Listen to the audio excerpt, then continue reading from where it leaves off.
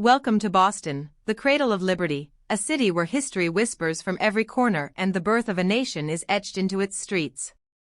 Today, we embark on a journey like no other, a walk along the legendary Freedom Trail. This isn't just a trail, it's a time machine, transporting us back to the late 1700s, when a group of brave revolutionaries dared to challenge the might of an empire. Where the echoes of the American Revolution still resonate through its streets. Today we will explore Boston's most iconic journey and uncover the stories, sights, and secrets of history. Grab your walking shoes and let's take a trip back in time. We will start with the overview of the Freedom Trail. The Freedom Trail is a 2.5-mile path that takes you to 16 historic landmarks, each one a chapter in the story of America's fight for independence. This trail connects us to the events and people who turned rebellion into revolution. Our first stop will be Boston Common, the starting point.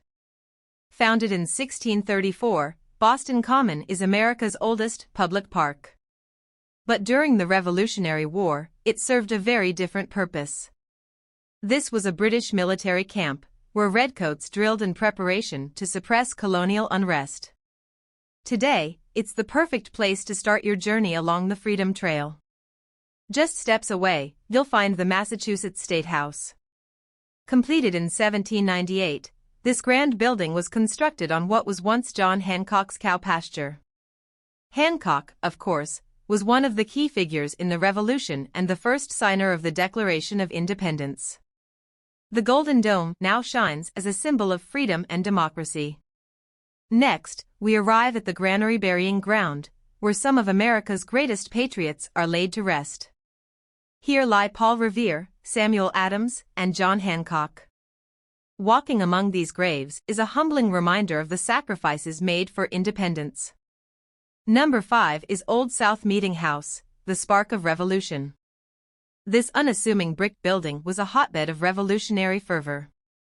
The Old South Meeting House is where colonists gathered to protest British taxation, culminating in the Boston Tea Party of 1773.